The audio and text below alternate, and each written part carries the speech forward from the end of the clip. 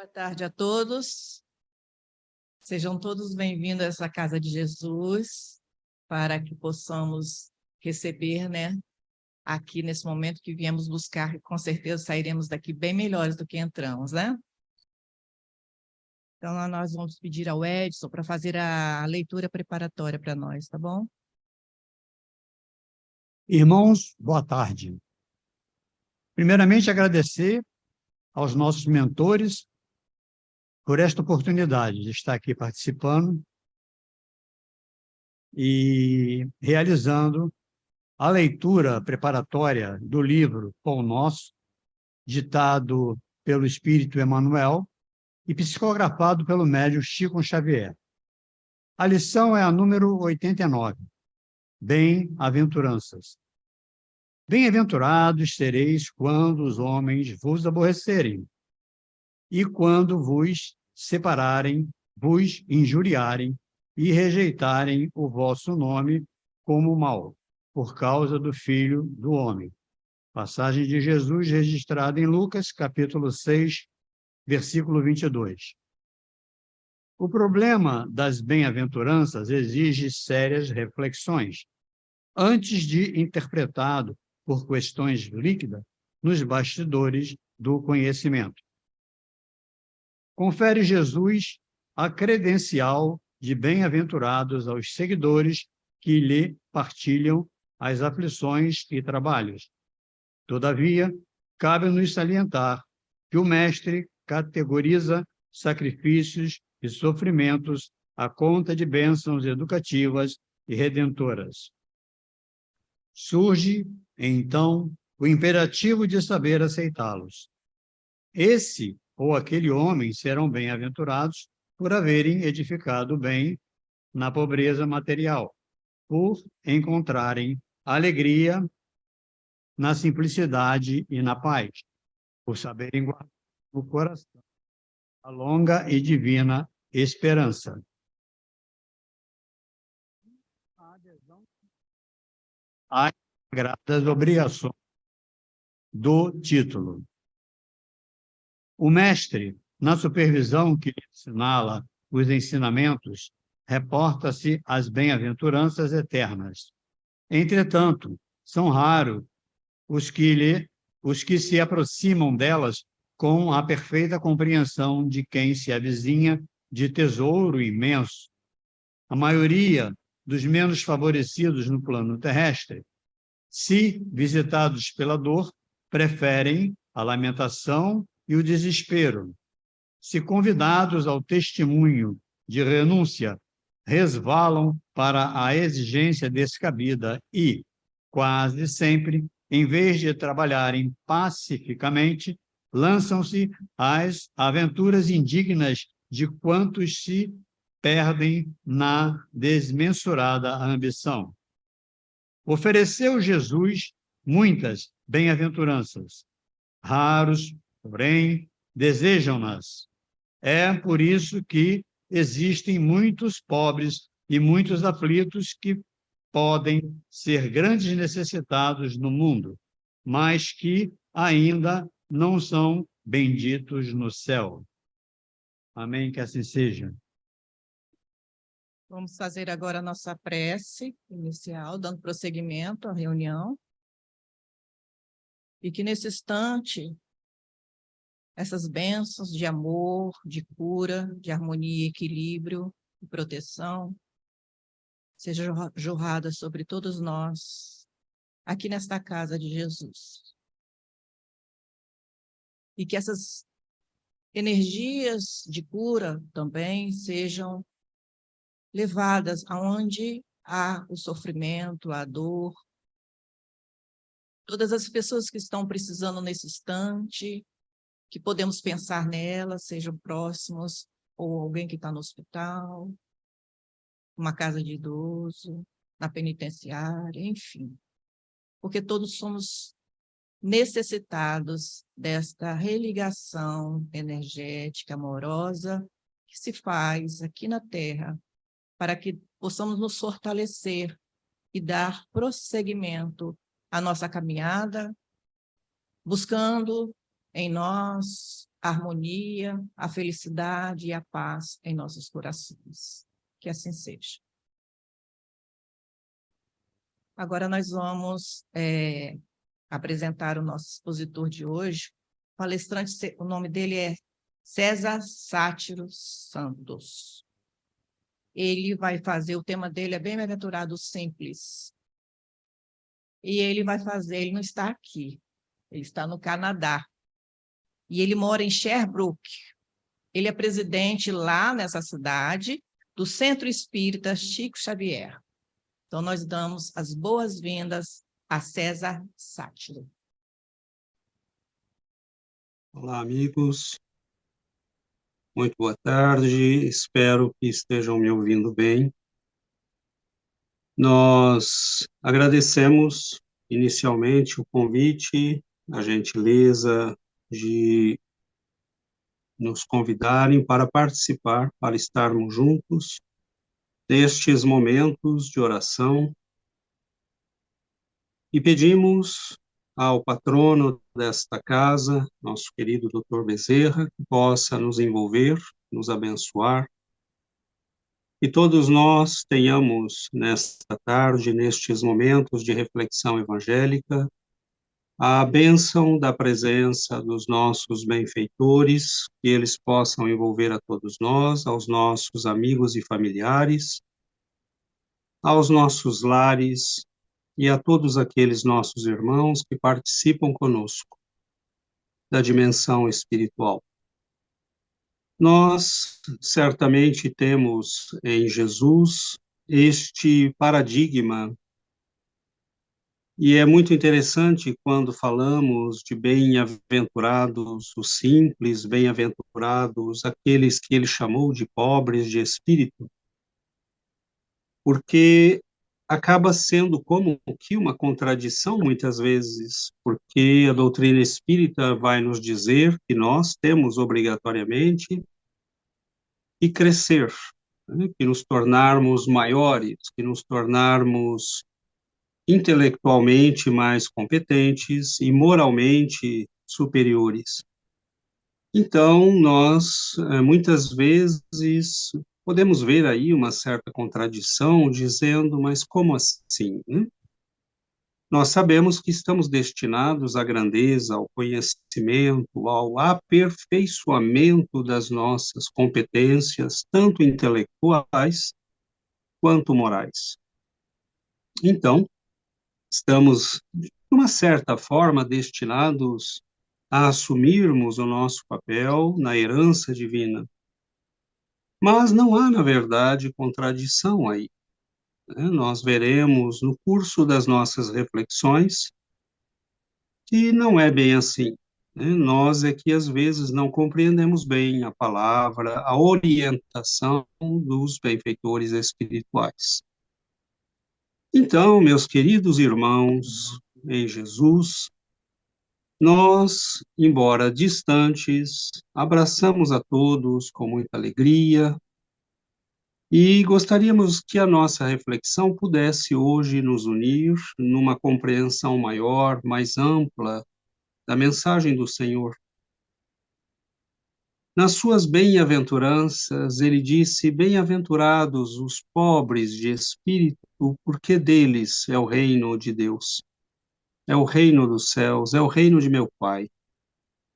E ao longo dos séculos, muitos espíritos mesmo, muito inteligentes, viram nestas palavras uma certa contradição.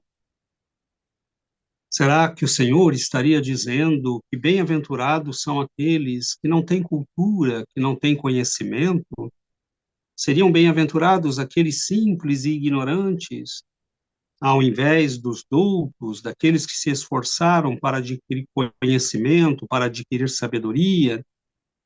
E nós veremos que não é bem este, né, o senso das palavras do Senhor, e embora possa nos parecer, às vezes, muito simples, porque, e aí está um perigo muito grande no conhecimento espírita evangélico, a simplicidade do conhecimento cristão e espírita é tão grande e é tão acessível que nós temos a impressão que podemos compreendê-lo imediatamente. Isso é muito bom, mas é um pouco perigoso, porque é como quando nós estamos num oceano transparente e vemos uma pérola lá no fundo, e nós falamos, temos como a impressão que por vê-lo nós podemos acessá-lo.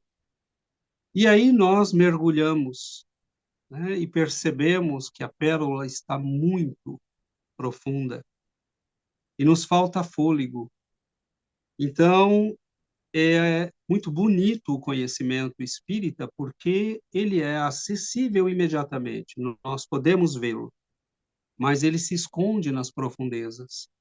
E nós veremos que nesse texto, neste simples parágrafo, nesta frase do Evangelho de São Mateus, capítulo 5, está escondida uma sabedoria de uma grande profundidade, que eu, obviamente, não tenho aqui a pretensão de desvendar, mas nós partilharemos com vocês, ao menos em alguns minutos, algumas reflexões que muitas delas, e talvez a maioria, nos venham das tradições mais antigas do cristianismo. Muitas almas de grande envergadura refletiram sobre esta mensagem. O próprio Eurípides Barçanufo entrou na doutrina espírita e um dos enigmas que o atormentava era justamente as bem-aventuranças. Sendo católico, praticante, ele não compreendia o que queria Jesus dizer com bem-aventurados os aflitos, porque serão consolados.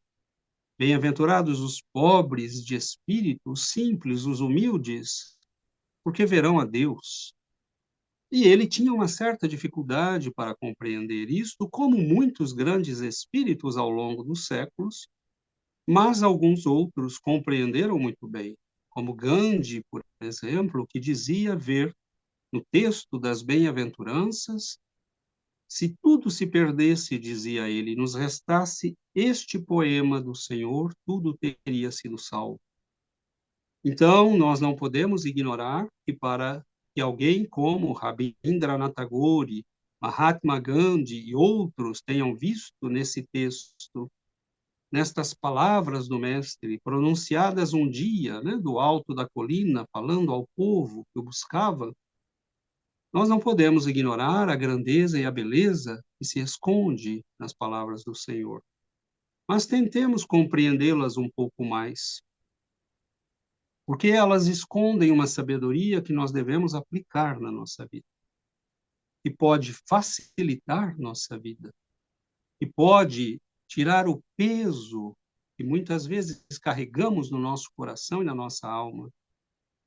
Então, nós, quando refletimos nesse ensinamento evangélico, começamos a perceber que, obviamente, bem-aventurados nós podemos substituir por felizes. São felizes aqueles que são simples de coração. Mas por quê?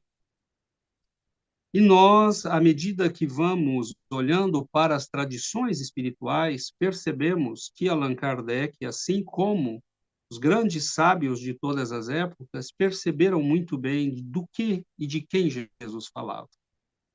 Mas tentemos compreender a passagem pelo senso contrário, né? Peguemos o Salmo número 1 e vejamos bem o que ele nos diz. Os salmos foram escritos, em grande maioria, por Davi, o rei Davi, também por Salomão, e há outros autores, né, como Asaf e ainda outros.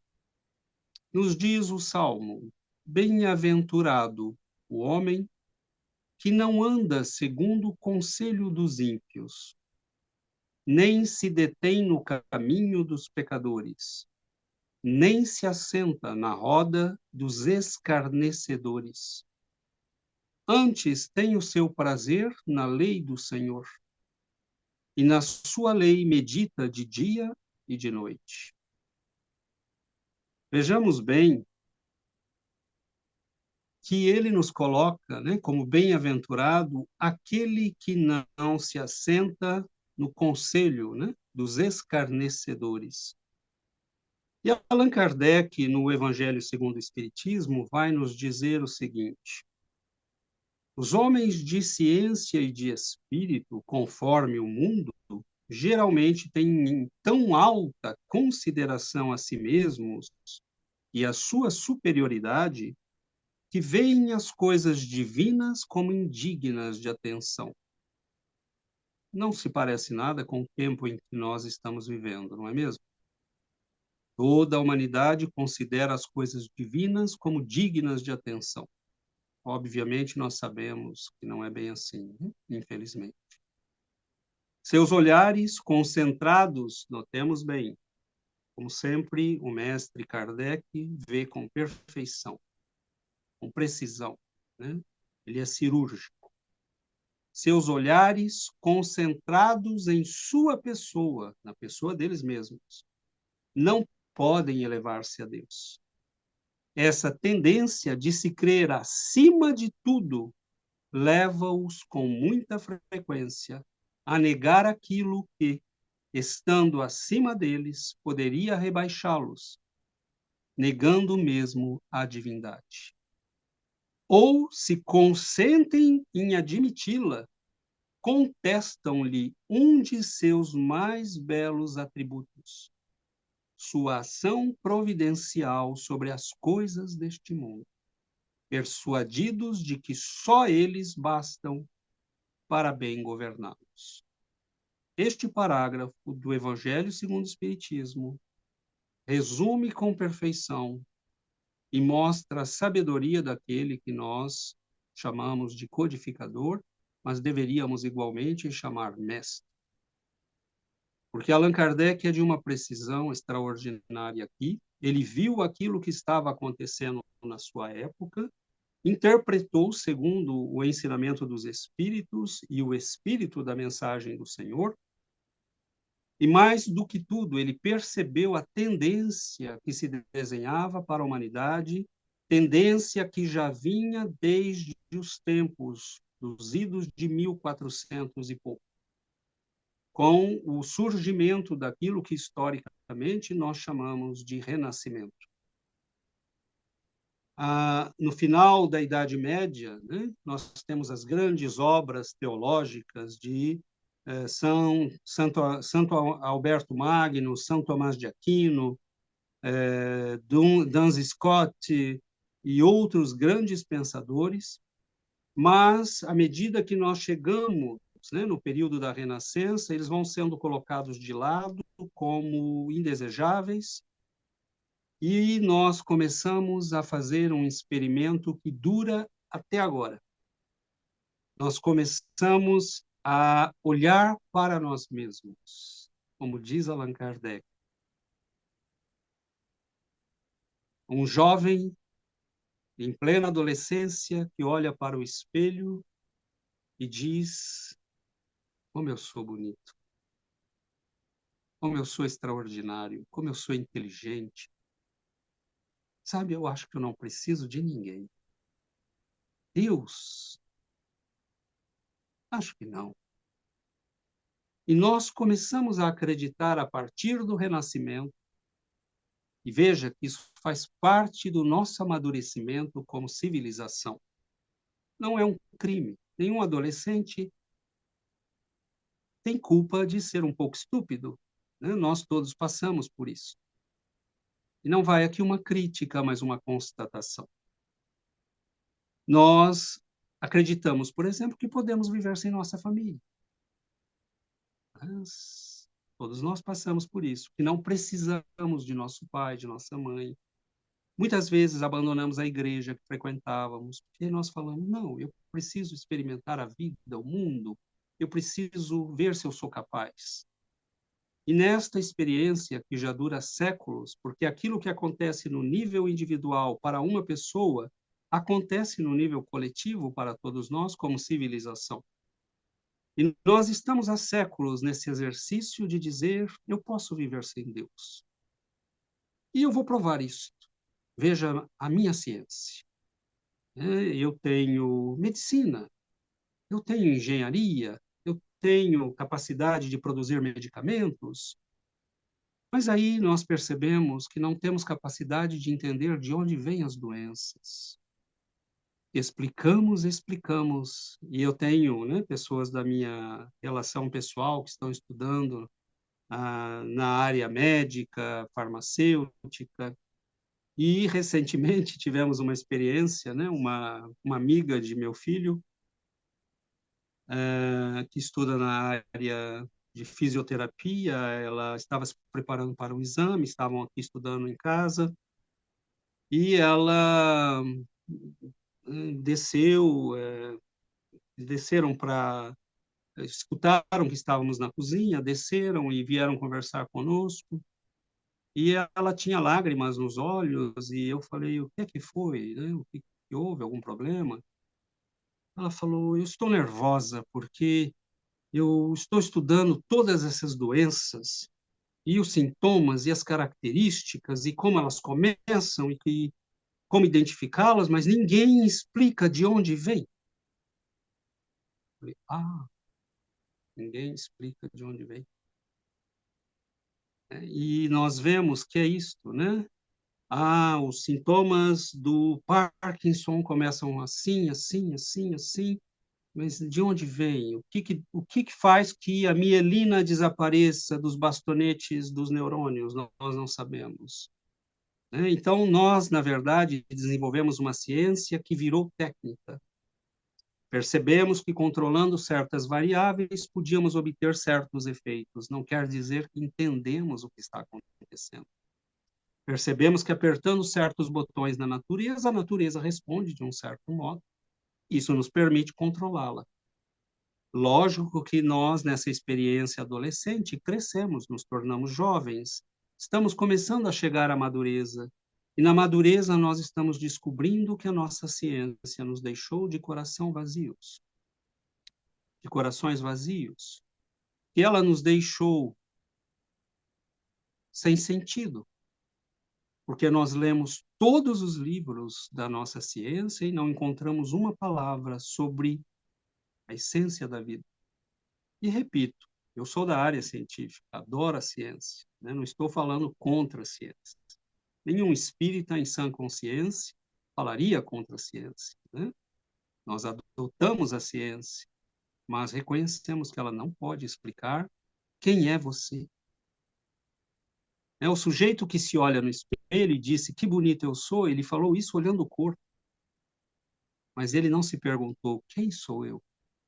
E agora, na madureza, esse sujeito está se perguntando: quem sou eu? Quem é este que olha para o espelho?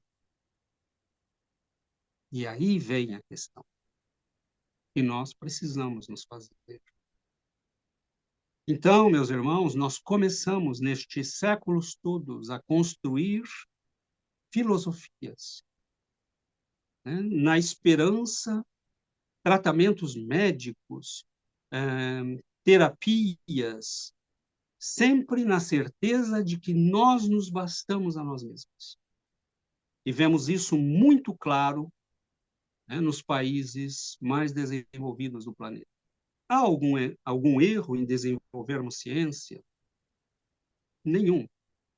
Há algum erro em acreditarmos que devemos fazer um esforço para resolver por nós mesmos os nossos problemas? Nenhum problema. O único problema é quando isto nos leva a acreditar que nos bastamos a nós mesmos.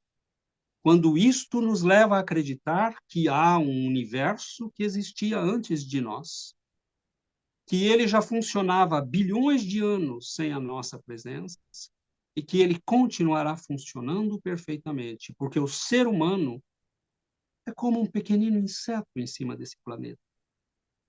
Nós nos arrogamos grandes conquistas, mas quando começamos a olhar a dimensão do universo, nós vemos que somos criaturas muito pequeninas. Esta dimensão correta que a doutrina espírita começa a nos dar é essencial para a nossa saúde mental. Há hoje pesquisas que começam a mostrar, mesmo pesquisas feitas por neurologistas materialistas, que dizem Eu não sei se há um Deus ou não, eu não sei se há espírito ou não, mas eu sei que mesmo o cérebro humano, ele tem como fome de transcendência. Ele precisa de algo além dele. E é interessante porque são materialistas. Mas eles começam a se dar conta que pessoas que têm transcendência, que têm espiritualidade, são saudáveis.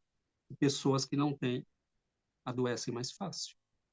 Eles já constataram que quem ora é mais feliz, é mais resiliente, é mais resistente às dores e aos sofrimentos. Cura-se mais rápido depois de uma cirurgia, fica menos doente, tem menos gripe.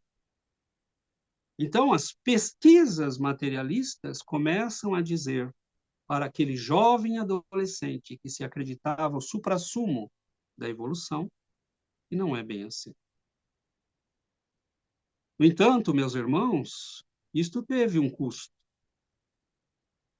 Nós temos milhares de pessoas doentes.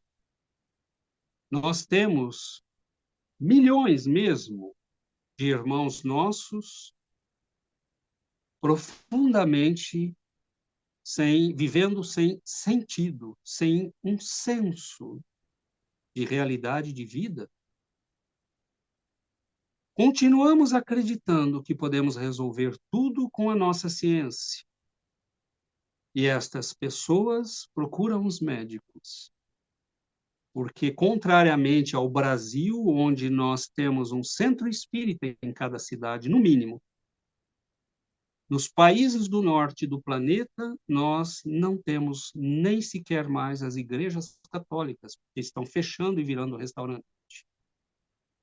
Então, há um vazio imenso. Como as pessoas fazem para compensar isso?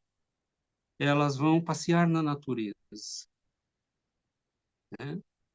Elas vão caminhar, né, na natureza, vão subir montanhas, fazem rituais, alguns aderem a rituais xamânicos.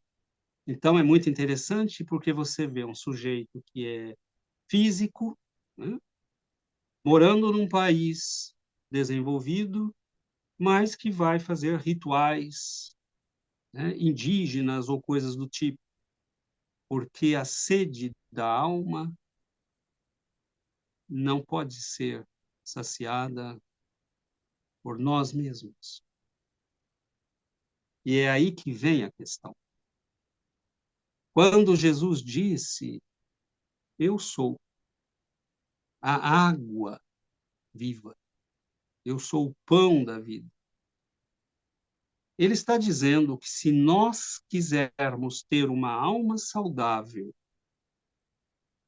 com saúde, com bem-estar, com equilíbrio, com serenidade, nós precisamos de alimento de boa qualidade, de água de boa qualidade.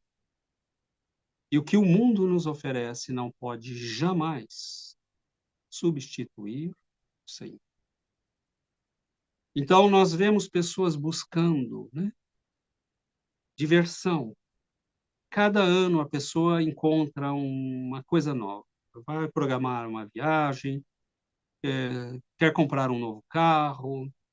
O novo carro precisa ter um estofado amarelo, vermelho, marrom, mas tem que ser de couro deste tipo ou daquele tipo.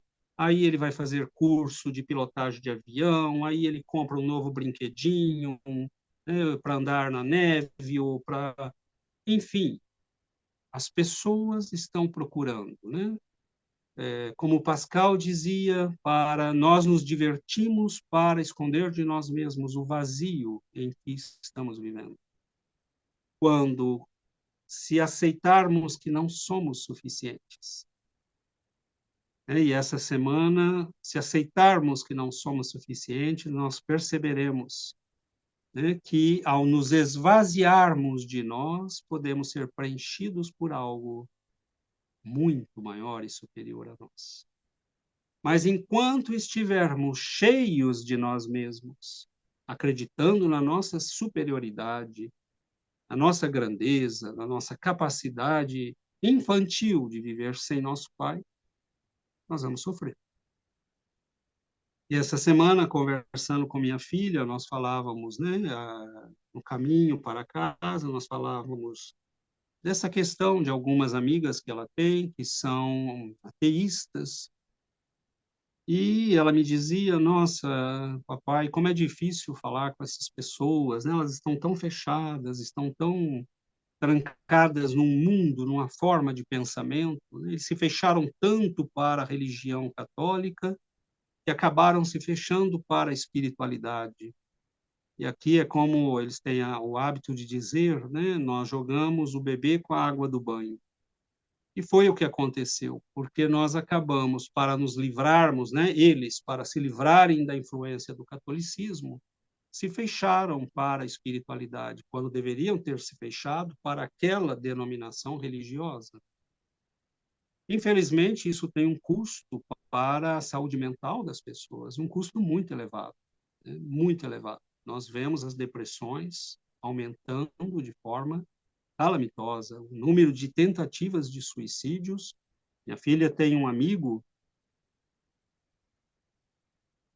que é policial e eu disse a ela, né, há fins de semana que nós atendemos só isso, né? Antes eram brigas de casais, eram coisas desse tipo, roubo, né? Mas hoje não, hoje são pessoas que estão em sofrimento psicológico, pessoas que estão sofrendo, que têm crises terríveis de pânico, pessoas que tentam suicídio. Então, nós vemos que a saúde mental da população está sendo afetada. E o que faz os governos? Vamos liberar as drogas, porque assim, né, as pessoas podem compensar o seu vazio, elas podem se tranquilizar, e aí a situação piora, né? Porque as obsessões graçam soltas, né? O vampirismo aumenta, e nós vemos uma hecatombe, né, se desenhando no horizonte, mas quando você chega para uma pessoa dessa, no governo, né, nos deputados, na mídia, e diz: já ouviram falar de Deus, de espiritualidade? Já ouviram falar de um homem que viveu há 2000 anos e que nos amou, que nos mostrou, nos abriu perspectiva da relação com Deus? Já ouviram falar que todos aqueles que o seguiram não sofriam de depressão?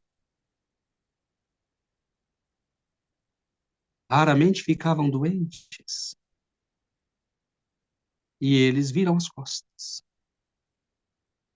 Porque somos ainda, em muitas dessas sociedades, o adolescente que acredita que pode viver sem Deus.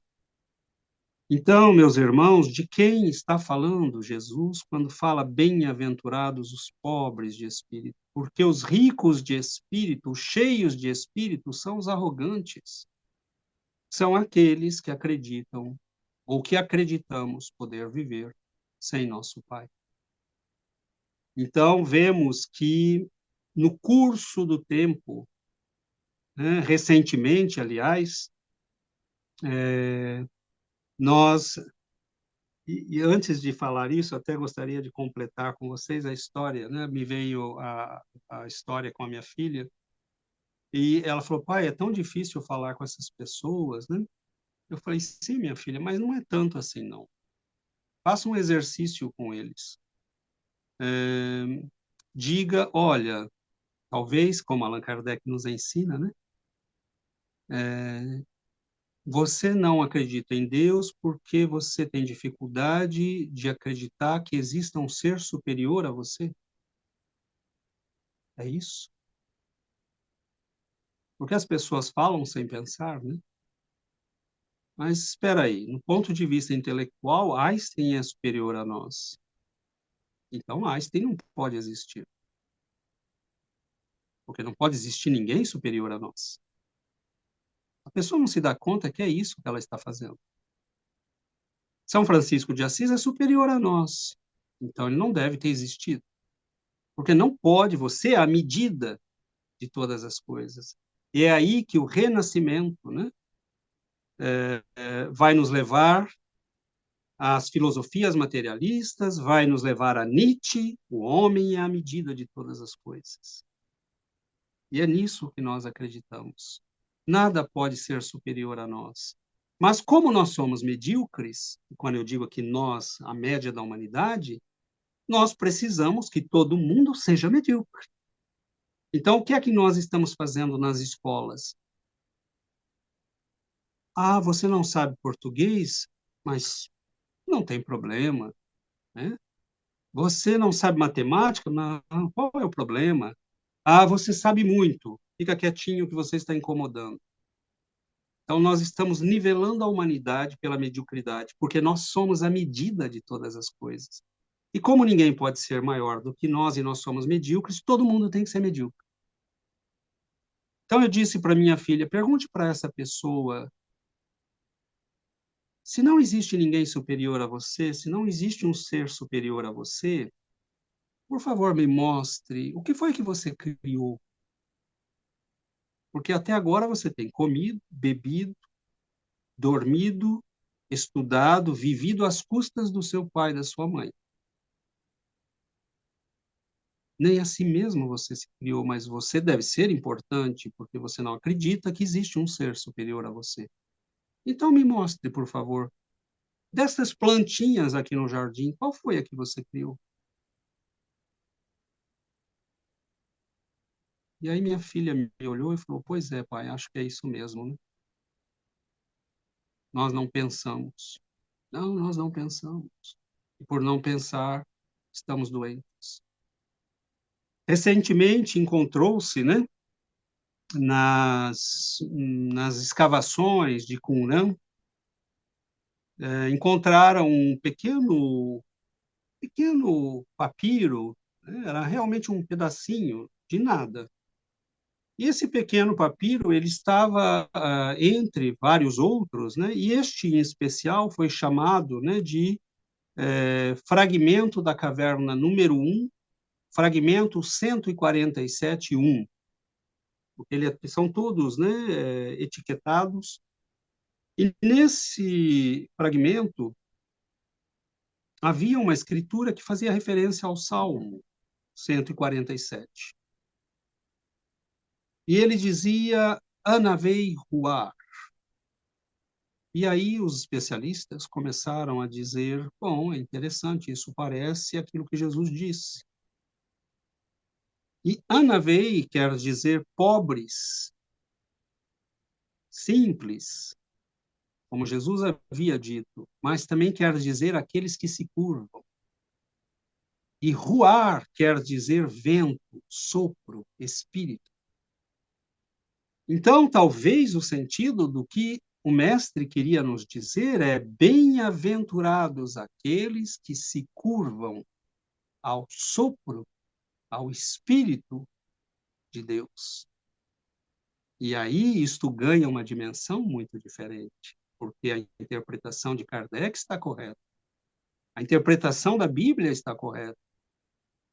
Jesus não está se referindo aos homens simples, sem conhecimento, né, brutos ainda. Jesus está se referindo àqueles que já viveram tanto, àqueles que já sofreram tanto, e já aprenderam. E quando o vento da divindade sopra, nós nos abaixamos.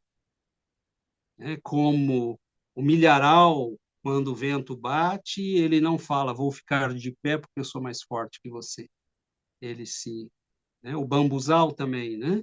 Ele se curva, ele diz, o Senhor manda, eu não discuto. Então, o mestre está nos dizendo aqui, bem-aventurados aqueles que se curvam à vontade de Deus, aqueles que entendem que o Pai é justo. E nós, com o Espiritismo, meus irmãos, para nós isto ficou de uma clareza maravilhosa. Porque conhecendo a reencarnação, eu posso dizer sim, eu estou sofrendo, mas Deus é justo. Nenhum de nós recebe aquilo que não deve receber. Nenhum de nós passa por um caminho que não nos pertence. Nenhum de nós vive a vida do outro.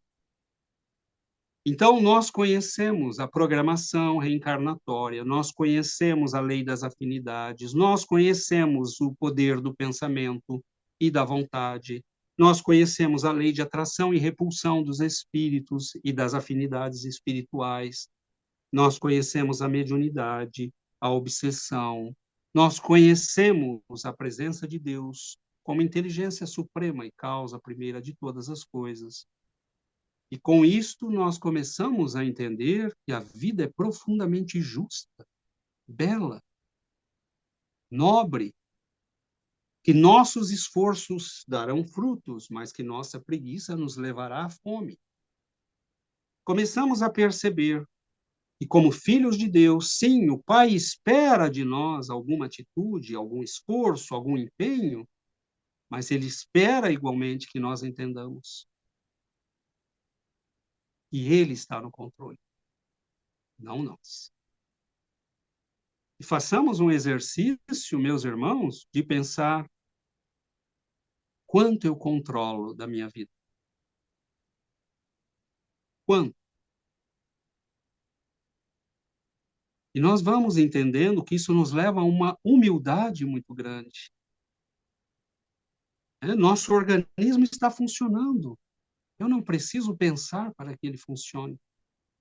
Deus fez de tal modo que eu posso, como espírito, estar aqui prestando atenção numa palestra enquanto meu corpo funciona. Porque se eu tivesse que pensar para ele funcionar, eu não faria outra coisa. Mas alguém está no controle. E não somos nós. Alguém está no controle neste exato momento. Por que nós temos tanta dificuldade para entender Deus? Ele está na nossa cara, é essa a dificuldade. Ele está tão na nossa cara que nós não conseguimos ver. Então, a doutrina vai nos mostrando isto. Quanto nós controlamos da nossa vida. Queremos decidir a vida das pessoas, dos filhos, lógico, como pai e mãe, nós temos todo o direito de educar, influenciar, né? Conduzir até um certo ponto. Temos essa responsabilidade, a própria doutrina nos explica isso. Mas não é disso que eu falo, né? É aquele que acredita que tudo vai ficar bem se todo mundo fizer como ele acha que deve ser. Não, não vai ficar bem, vai ficar pior. Né? Porque nós não vemos nada. Como é que nós podemos imaginar que, se não vemos para nós, podemos ver para os outros? Então, isto vai nos dando humildade. Diante do sofrimento, não existe mais revolta no nosso coração. Existe dor, existe sofrimento, mas não existe revolta. Diante da dor, dos inesperados da vida, das situações difíceis. E nós vamos aprendendo com humildade que devemos sim continuar, pesquisando. É maravilhoso que o ser humano já tenha amadurecido, embora venha de uma imaturidade nossa, nós já temos amadurecido a capacidade de procurar soluções, de pesquisar, de avançar como sociedade. É muito bom. Mas nós vamos entendendo que é preciso dar a Deus a parte de Deus. Nós não podemos ocupar essa parte. Nesse exato momento, você está olhando, para um lado. Como você sabe que atrás de você tem uma pessoa? Quando você está dentro da sua casa, como você sabe que ao abrir a porta o mundo está lá e não desapareceu? Nós começamos a fazer esses exercícios e nós começamos a perceber que a maior parte do tempo nós não precisamos prestar atenção em nada, o mundo está lá, mas alguém o mantém lá. E é por isso que os grandes sábios do passado diziam: se Deus deixar de pensar por uma fração de segundo, tudo desaparece. Isso nos dá humildade, meus irmãos. Nossa vida não nos pertence. Nossa vida pertence àquele que nos criou. Nós somos filhos de um ser que ainda não entendemos, e até isto é um ato de humildade. Dizer, Pai, eu não entendo, mas eu sei que o Senhor está lá. Pai, eu não entendo as coisas, mas eu sei que o Senhor entende. Eu não compreendo o que está acontecendo, mas o Senhor compreende. Eu não posso ver, mas eu sei que o Senhor vê. Nós temos no nosso mundo as limitações naturais do nosso mundo. Só para dar uma ideia, meus irmãos, do que é a visão de Deus. A nossa visão é muito superior ao que nós imaginamos. Quando estamos no corpo físico, precisamos dos olhos. E só conseguimos ver um certo ângulo. As pessoas que passaram pela morte e foram ressuscitadas dizem, quando perguntadas, você viu? Ele falou, não vi e vi. Como assim? Eu via por todo o meu corpo. Eu não via com os olhos. Então, só pelo simples fato de sairmos da concha do corpo, a nossa visão se tornou praticamente 360 graus.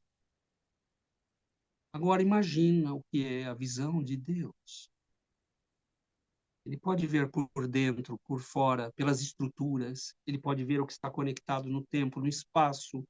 Ele pode ver tudo em todos os lugares, mas nós somos arrogantes e acreditamos que só nós vemos, quando não construímos sequer os olhos que usamos.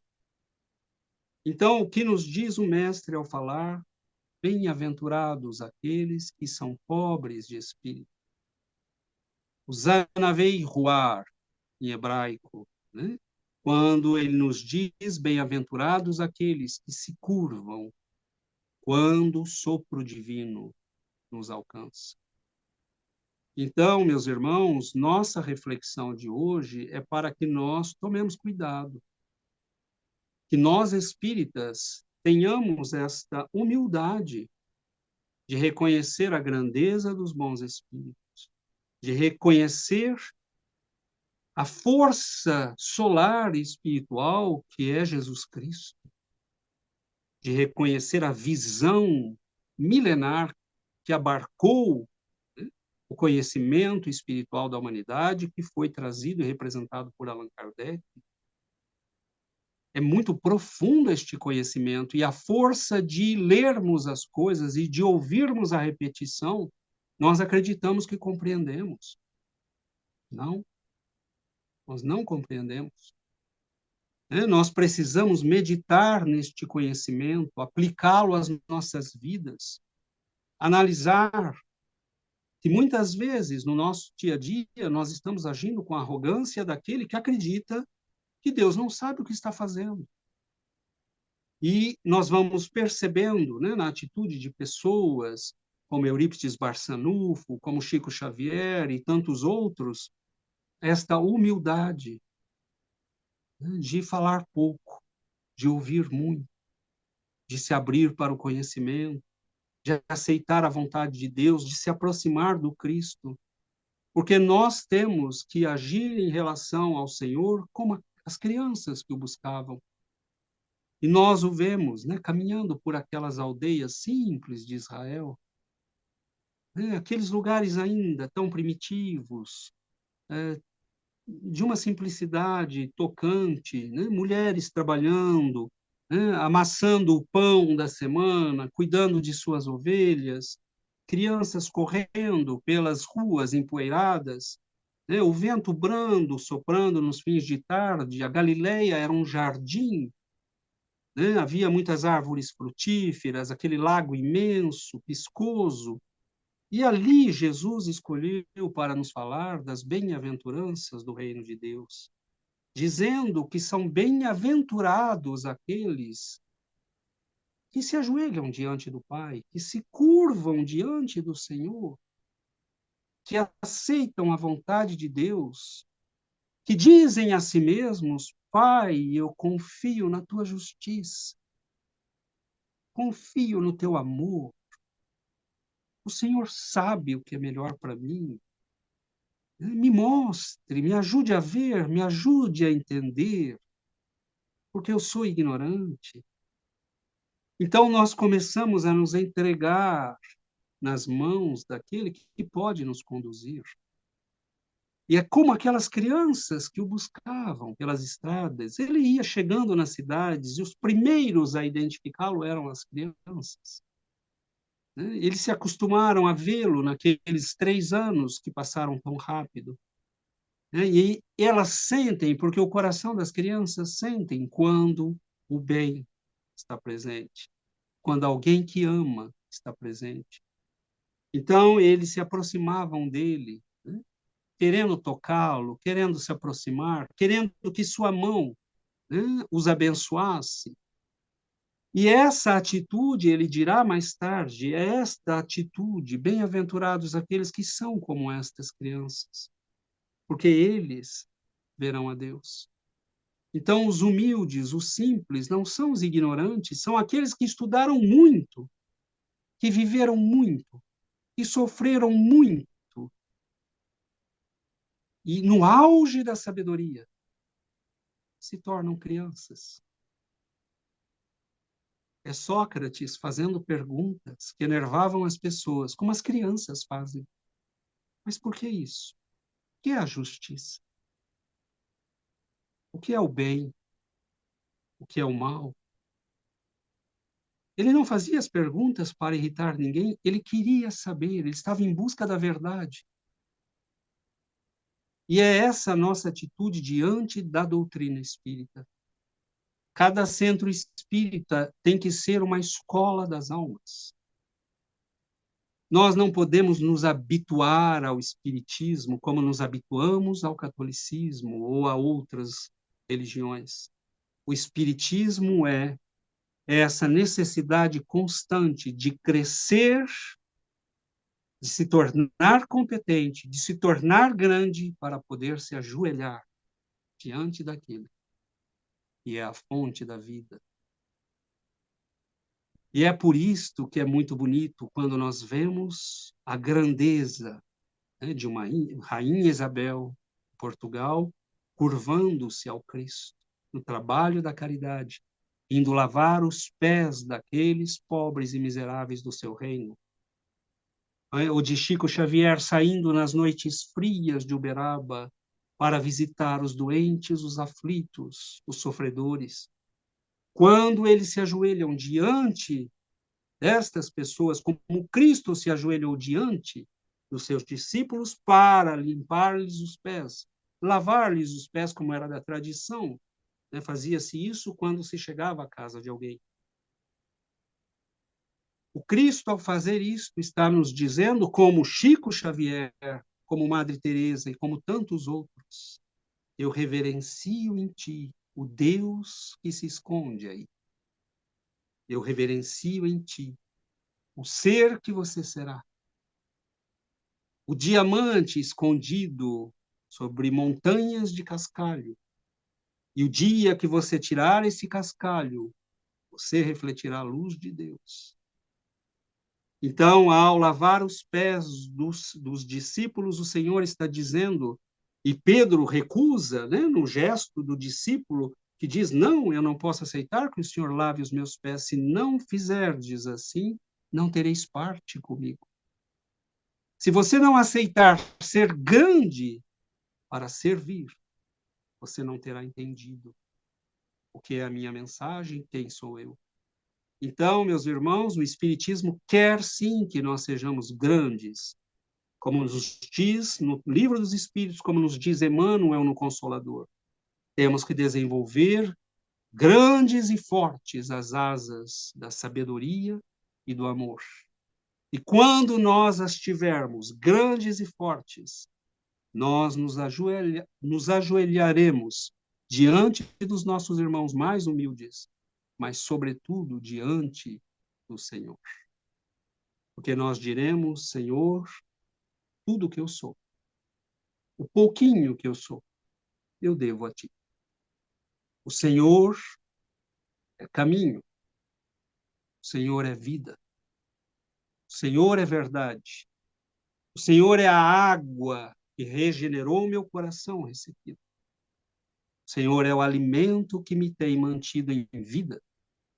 Eu não sou nada, eu não sou ninguém, eu nada posso, eu nada tenho, a não ser aquilo que o Senhor, pelo seu amor e a sua bondade, me tem concedido. E ao fazermos isto, meus irmãos, nós entregamos nas mãos dele as nossas vidas. E estranhamente, neste dia, nossas vidas começam a funcionar muito bem. E não tardemos a entregar nas mãos do Senhor e a nos curvarmos diante dele, né, como os pobres que ele falou. Bem-aventurados aqueles que já perceberam. E quando os ventos da divindade sopram, é melhor se curvar. Que Jesus nos abençoe, nos ampare. Muito obrigado pela presença, pelo carinho. Que os espíritos que nestes momentos caminham entre nós possam derramar sobre nós essa luz abençoada do alto, porque com a graça de Deus, meus irmãos, nós já somos e já nos contamos entre aqueles que abrimos nosso coração para uma voz superior, né? Para essa voz, para esses fogos e chamas, né? Como no dia de Pentecostes, que se aproximam de nós nestes momentos e derramam a luz do Cristo nos nossos corações. Muita paz a todos nós, a todos os nossos, hoje e sempre. Muito obrigado e Jesus nos ilumine. Queremos agradecer ao César Sátiro por essas reflexões maravilhosas, esclarecedoras desse tema dessa bem-aventurança, nos trazendo a importância do trabalho da espiritualidade na nossa caminhada, da importância desses céus que nos acompanham nas nossas dificuldades, nos trazendo os benefícios do esclarecimento para poder fazer a nossa transformação. Muito obrigado por esse momento, doutor César. E agora eu vou passar a palavra para a prece final ao Edson para a gente. Irmãos em Cristo,